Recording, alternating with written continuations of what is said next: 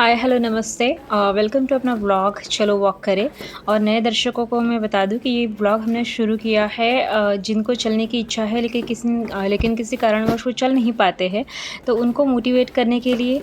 तो चलिए शुरू करिए अपना वॉक और हेल्दी बनिए, स्वस्थ रहे, मस्त रहे। आज मैंने सुबह से 20 सूर्य नमस्कार किए हैं और अभी मैं 2 घंटा वॉक करके वापस आई हूँ। आप भी करिए। और हम जैसे कि आपको पता ही है कि हम इस व्लॉग में मोटिवेशन के साथ-साथ कुछ हेल्दी डिस्कशन भी करते हैं, कुछ टॉपिक को लेके। सो आज का टॉपिक हम ये चूज़ कर रहे हैं मेंटल लेवल जो अपनी रहती है पॉजिटिविटी को लेके।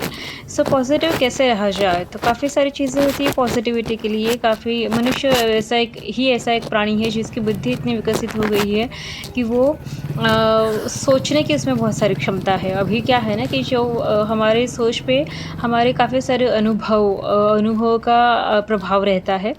अच्छे अनुभव का प्रभाव अच्छा रहता है, बुरे अनुभव का प्रभाव बुरा रहता है। जैसे अच्छा अनुभव आए तो अच्छा प्रभाव होता है, तो हम पॉजिटिविटी के तरफ बढ़ते हैं। तो अगर बुरे अनुभव आए तो हम नेगेटिविटी की तरफ बढ़ते हैं। तो नेगेटिविटी जब होती है तो वो हमें कुछ अच्छा नहीं लगता है, डिप्रेशन आता है, हम बहुत लोअर एनर्जी फ़ील करते हैं।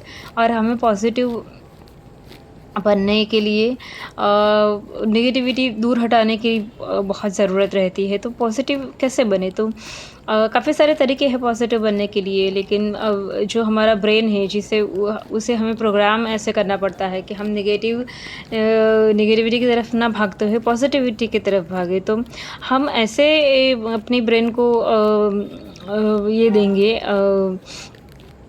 सलाह देंगे कि जो जो भी कुछ घट रहा है उसमें सिर्फ़ अच्छा ही स्टोर करें अपने ब्रेन में। हम खुद अच्छा ही लें, हम किसी को जज ना करें, किसी पे गुस्सा ना करें।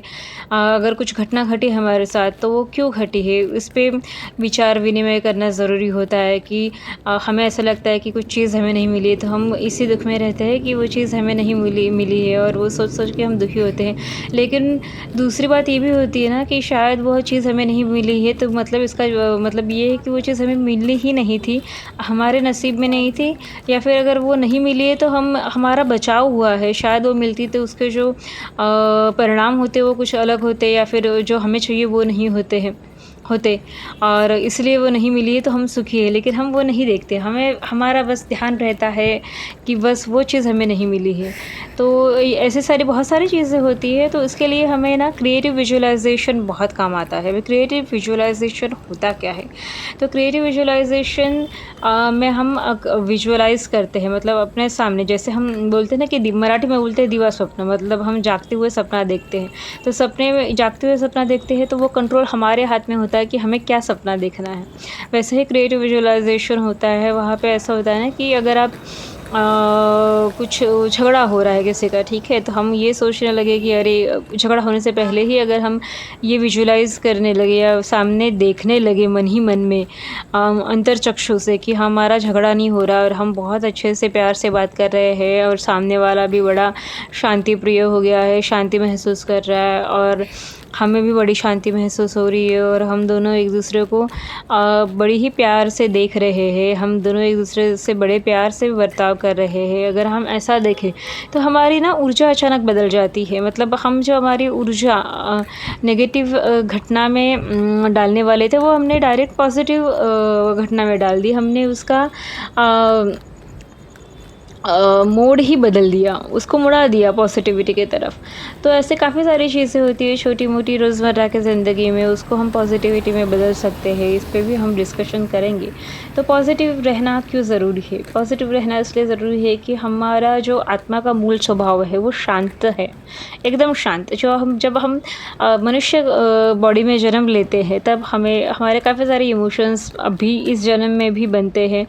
जैसे हमने अभी जन्म लिया है, तो हमारे जो पड़ोसी है, माँ-बाप है, घर वाले हैं, स्कूल है, हम समाज है, जिस तरीके से हमारी वहाँ पे हम जिस वातावरण में बड़े होते हैं ना, उस वातावरण का इफ़ेक्ट हम पे पड़ता है और हमारी सोच पे पड़ता है। हमें ऐसा लगता है कि जो हमारे बड़े कर रहे हैं वो सही ही कर रहे हैं, तो हम जब भी वैसा करें तो उसमें गलत क्या है। जैसे किसी के घर में बहुत गुस्सा करने वाले लोग हैं, है ना? तो गुस्सा एक एक्चुअली देखा है तो मानसिक बीमारी है।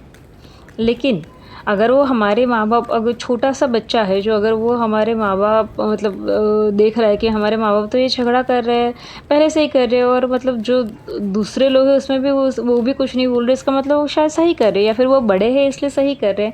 और मैं बचपन से वही देखते आ रहे हैं, तो फिर उन्हें झगड़ा करने में कोई बुराई नज़र नहीं आती है।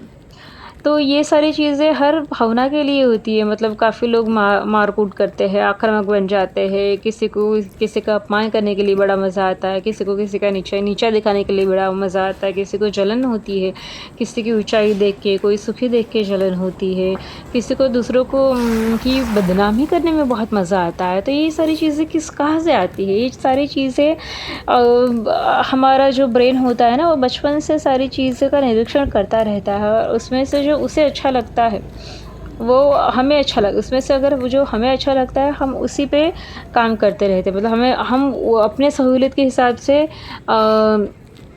अच्छाई-बुराई की व्याख्या तय करते हैं, जबकि कुछ जो एखादा अच्छा काम सबको अच्छा लगेगा ऐसा नहीं है, लेकिन एखादा बुरा काम है जो किसी को अच्छा लगेगा तो किसी को नहीं लगेगा।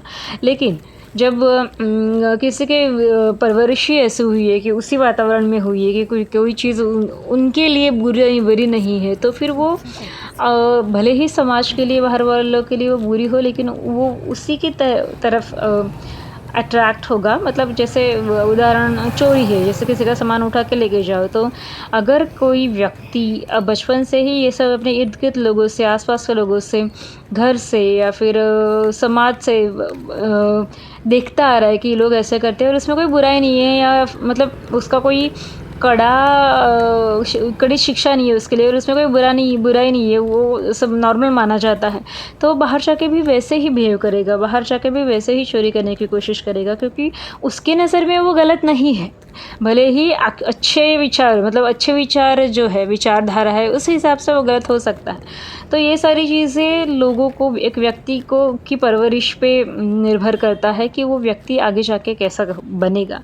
तो ये, और उसकी मानसिक स्थिति कैसे होगी, क्योंकि उसकी मानसिक स्थिति जैसे भी हो, अगर वो अच्छी है तो ठीक है, लेकिन अगर वो बुरी है तो बहुत बुरे परिणाम भुगतने पड़ सकते हैं।